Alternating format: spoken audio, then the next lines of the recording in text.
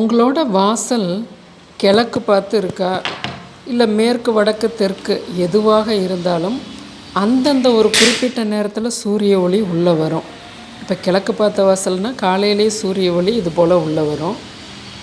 மேற்கு பார்த்த வாசல் அப்படின்னா ஒரு சாயந்தரம் ஒரு 2:30 3 மணிக்கெல்லாமே உள்ளே வரும்.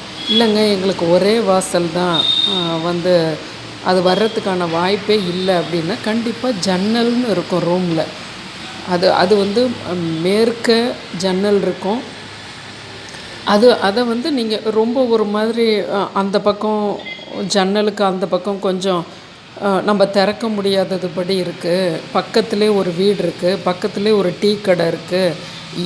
என்ன காரணமாக இருந்தாலும் நம்ம அதே இடத்துல நின்று ஒரு 5 நிமிஷம் சூரிய ஒளி உள்ளே வந்தோன்னே கூட நீங்கள் கதவை சாத்திக்கலாம்.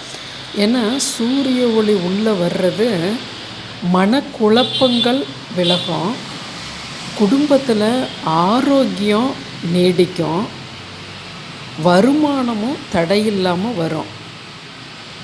அரசாங்கம் சம்மந்தப்பட்ட விஷயங்கள், ஒரு லோன் போட்டிருக்கீங்க, ஒரு டிஎன்பிஎஸ்சி எக்ஸாம் எழுதுறீங்க, எல்லாமே சூரியன் காரகத்துவம். விரய செலவுகள் ஆகாதுங்க.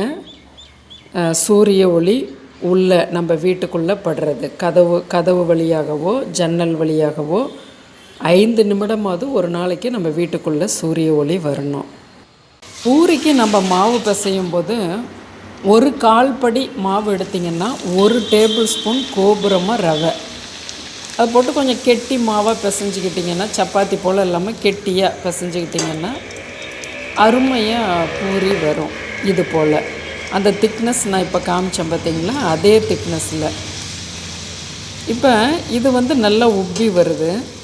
அடுத்தது ஒன்று போடலாம் பாருங்கள். எண்ணெய் காய்ச்சல் பத்தலை அப்படின்னா எப்பயுமே 40% ஃப்ளேமில் எண்ணெய், அதாவது அனல் இருந்துக்கிட்டே இருக்கணும்.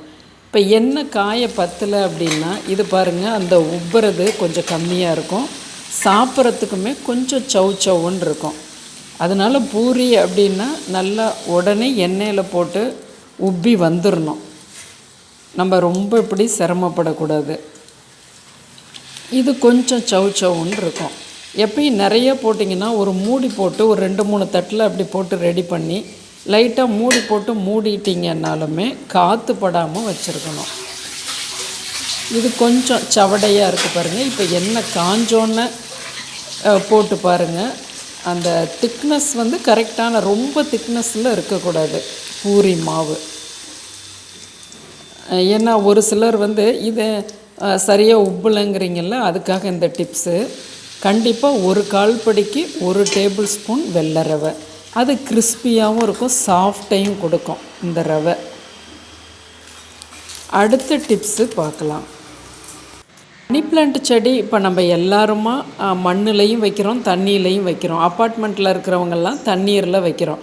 உங்களோட கிச்சனில் தென்கிழக்கு அப்படின்னா எது, நீங்கள் அந்த ஒரு ஓரமாக அடுப்பு வச்சுருக்கீங்க இல்லையா, அந்த இடத்துல வைக்கணும். ஆனால் இப்போ நம்ம அதை வைக்க முடியாது, அந்த இடத்துல எனக்கு ஜன்னல் இல்லை. அப்படிங்கும்போது இதுக்கு தென்கிழக்கு, அதாவது இந்த கிழக்கு பார்த்து இருக்க செவுத்துக்கு தென்கிழக்கு எது, இந்த ஜன்னலில் நம்ம எடுத்துக்கிறோம். அப்போ ரைட் சைடு தென்கிழக்குன்னு வரும். உங்களுக்கு இந்த புரிதல் இருக்குது தானே. இந்த தென்கிழக்கில் நீங்கள் வைக்கிறத வழக்கமாக வச்சுக்கோங்க. உங்களுக்கு அந்த பக்கம் ரைட் சைடு அடுப்புக்கிட்ட ஜன்னல் இருந்ததுன்னா ரொம்ப சௌரியம். இல்லைனாலும் இதை இப்படி பிரிச்சுக்குங்க. ஜன்னலை தென்கிழக்கு இந்த ஓரமாக பிரிச்சுக்கிட்டு கண்ணாடி பாட்டிலில் எப்பயுமே ஒரு டம்ளரில் அது போல் வச்சுக்கலாம்.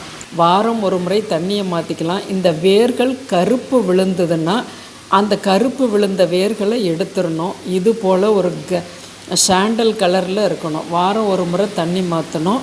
காலையில் எழுந்து வந்த உடனேயே இந்த மணி பிளான்ட் செடியில் நாம் கண்ணை விழிக்கும்போது, அதை பார்க்கும்போது மனதுக்கே ஒரு அலாதியான ஒரு சுகம் இருக்கும், நிறைவு இருக்கும். நமக்கு அந்த ஜன்னல்லேருந்து வரக்கூடிய வெயிலே போதும்.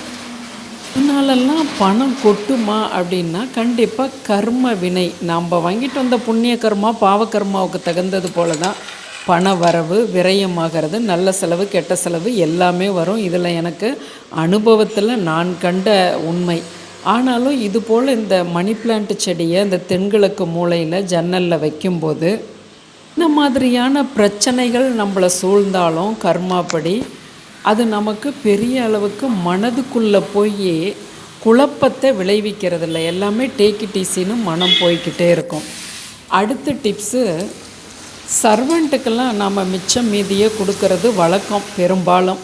ஆனாலும் நாம் சாப்பிடக்கூடிய உணவுகளை, நாம் என்ன உணவு காலையில் செய்கிறோமோ அந்த உணவுகளை நம்மளோட அந்த சர்வெண்ட்டு, எனக்கெல்லாம் வீட்டில் சர்வெண்ட்டு கிடையாது, அந்த இப்போ காம்ப்ளெக்ஸை கூட்டி பெருக்கிறவங்க, பக்கத்து வீடுகளுக்கு வரக்கூடிய சர்வெண்ட், அவங்களுக்கு தான் நான் தர்றது. கண்டிப்பாக இது போல் அவங்களுக்கு ஒரு என்ன பதார்த்தம் செய்கிறோமோ ஒரு 2 வச்சு அதுக்கான பதார்த்தத்தை கொடுக்கும்போது நம்ம மனசுக்கு ஒரு திருப்தி கண்டிப்பாக ஏற்படுது. அடுத்த டிப்ஸு பூரிக்கானது தான்.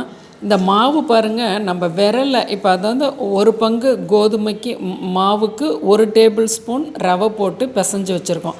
விரலை அப்படி பண்ணும்போது அந்த மாவு மேலே எழுந்து வரக்கூடாது, அப்படியே தான் இருக்கணும். இதுதான் பதம் உங்களுக்கு. அப்போ தான் பூரி எண்ணெய் இழுக்காது, மேலே கிறிஸ்பியாகவும் சாப்பிடும்போது சாஃப்டாகவும் இருக்கும். ஒரு அரை மணி நேரம் ஊற வச்சு போட்டிங்கன்னாவே பூரி பிரமாதமாக உப்பி வரும். அதனால் இது பிகினர்ஸ்க்கான ஒரு அற்புதமான டிப்ஸுன்னு நான் நினைக்கிறேன்.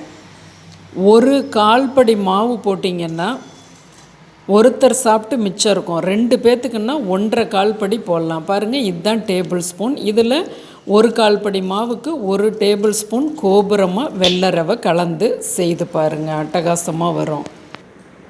நாம் சாப்பிடக்கூடிய உணவை ஒரு 2 வில்லல் அந்த உயிரினங்களுக்கு நாம் வைக்கும்போது, அது அணிலோ புறாவோ, வீட்டில் எல்லாரும் புழங்கக்கூடிய இடம் ஹால். அந்த ஹாலில் ஒரு இடத்துல மகான்களோட படத்தை நீங்கள் வச்சு வியாழக்கிழமை ஒரு பால் சர்க்கரை வச்சு நீங்கள் நெய்வேத்தியமாக குடும்பத்தில் அனைவரும் குடிக்கும் பொழுது மன நிம்மதி வரும்.